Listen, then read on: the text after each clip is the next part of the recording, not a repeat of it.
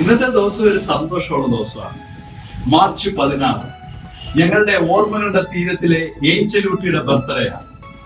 ഇത് ശരിക്കും പറഞ്ഞാൽ ഒരു വലിയ ആഘോഷമാക്കാൻ തോന്നുന്നുണ്ട്. പക്ഷെ ഞങ്ങളുടെ ജീവനുള്ള എല്ലാവരും അത്യാവശ്യം നല്ല തിരക്കിലാണ്. ഞങ്ങൾ വളരെ കുറച്ചു പേരേ ഉള്ളൂ. ഏഞ്ചലൂട്ടി എന്ന് പറഞ്ഞാൽ ഗൗരി കൃഷ്ണ വളരെ സംഭവമാണ്. ഏഞ്ചൽ ഇങ്ങനെ നമ്മളെ കാണുന്നതിലൂടെയൊന്നുമല്ല, അടിപൊളി സെറ്റപ്പാണ്, നല്ലൊരു ഡാൻസുകാരിയാണ്. പിന്നെ ഇദ്ദേഹം വന്ന് ഈ കഥയിലേക്ക് വന്നതിന് ശേഷമാണ് ഈ കഥയൊരു സിനിമ പോലുമായി മാറിയത്. അപ്പൊ ഏഞ്ചലൂട്ടിയുടെ ബർത്ത്ഡേ ആണ്. അത് വൈശാഖന്റെ ഏഞ്ചലൂട്ടി അങ്ങനെ പറയുന്ന സന്തോഷം. അങ്ങനെ വന്ന് പരിചയപ്പെട്ടാണ് ഏഞ്ചലൂട്ടി വന്നു, ഗൗരി കൃഷ്ണ വന്നു, ഞങ്ങളുടെ ടീമിന്റെ മുഴുവൻ ഏഞ്ചലൂട്ടിയായി മാറി.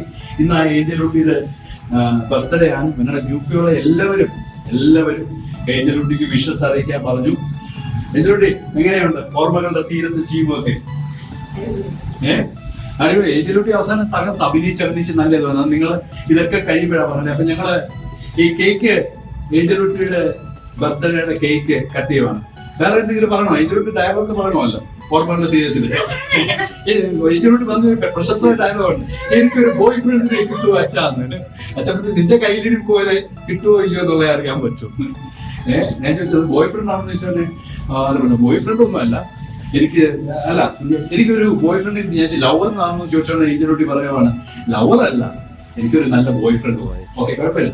അച്ഛൻ്റെ ഏഞ്ചലൂട്ടി നല്ല കൊച്ചായതുകൊണ്ട് അങ്ങനെ പറഞ്ഞ് ഞാൻ വിശ്വസിക്കുന്നില്ല, എന്നാലും പോയിക്കോളൂ. അപ്പം നമുക്ക് കേക്ക് കട്ട് ചെയ്യാം. ഓക്കെ.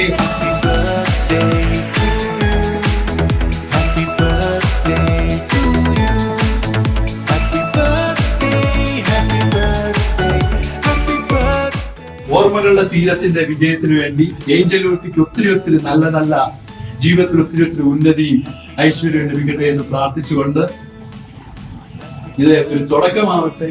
ഒരു വലിയ നടിയുടെ, വലിയൊരു നർത്തകിയുടെ, വലിയ ഒരു വ്യക്തിയുടെ